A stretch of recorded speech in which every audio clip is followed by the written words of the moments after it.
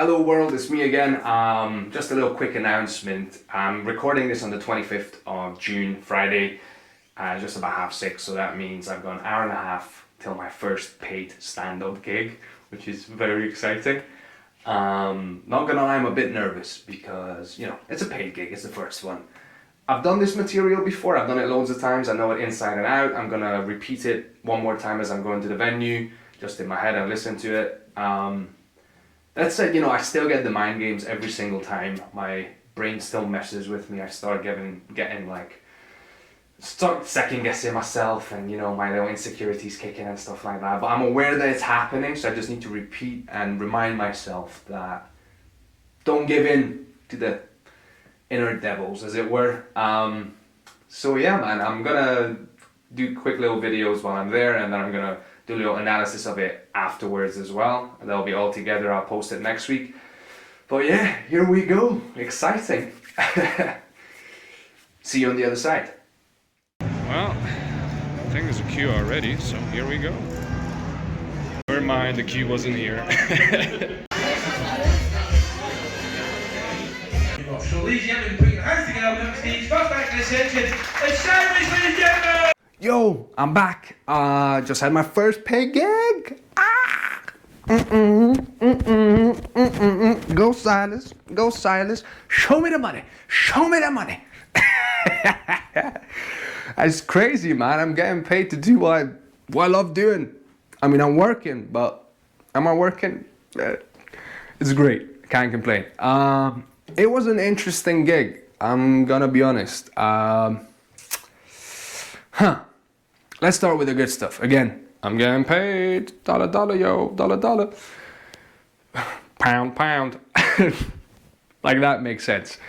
But yeah, the promoter loved me. She gave me great feedback at the end. She was quite encouraging. She's gonna bring me in for more gigs, different gigs and other stuff. So that is exciting, more projects in the future. Mwah. What I did learn tonight, the reason I'm saying it's an interesting gig, because it was a bit of a roller coaster, right? There's gonna be some clips from the gig before I went on, so you'll see a little bit of it. It was an interesting atmosphere because it's this sort of fancier restaurant. I mean, I guess you could call it pretty fancy. It's in the fancy part of town. It's in Merchant City for anyone in Glasgow. So, people with money showed up, at least some money. And, they're having a meal, and while they're also watching comedy. So there's that layer of you're doing something else while you're watching comedy. Okay, that can be, distracting. Which actually, so it went up. So the way it went was meal, first comedian, break, dessert. Once they finished their desserts, then I went up as the second comedian. And then there was a headliner. Yeah, it was 3 of us. And then there was a host. Good fun overall. I don't think I was their comedian. I don't think, my humor was their humor. I don't think they were my crowd, to put it that way. Because first comedian went on, she tried her butt off. Like, she did everything she could, energy-wise, she brought it. They received some of it, they were laughing to some of the stuff, but not as much as they could have, or not as much as I've seen her be received by other audiences. I've seen this specific comedian perform before, and compared to that, this was a bit lower audience reaction, let's put it that way. Then, there was the break, there was the dessert, then I went on, and they were paying attention, like people weren't talking over me, there wasn't that problem. There was one guy who was a bit too happy to be on his holiday and a bit too drunk and potentially a bit too something else, who would interact with comedians while they were performing. There were some waitresses taking orders every now and again, which was great. But overall, they were paying attention, they weren't ignoring me, but they weren't laughing as much. There was one lady in the crowd who was having the time of her life. Most people were just politely smiling every now and again, just, sort of receiving what I was telling them, the jokes I was telling them, but not really outwardly laughing.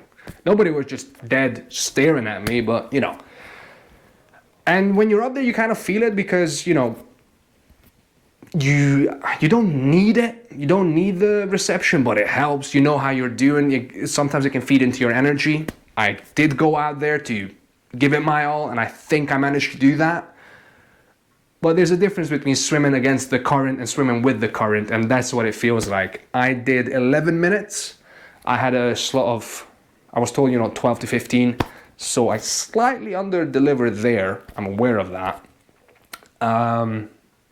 One of the reasons that was because I was nearing towards the end of my set, and I was aware I have this one story at the end which I tell has a shorter and a longer version, and I chose to do the slightly shorter one by about a minute and a half, maybe 2 minutes, because I thought, okay, let's get them, let's allow them to get somebody else on and get their comedian on, because I don't want to bring the room down. Long story short.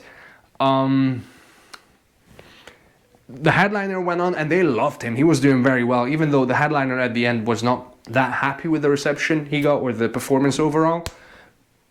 But I believe as somebody watching in the audience, that he was very well received. They were laughing at every single one of his punchlines, so it landed quite well.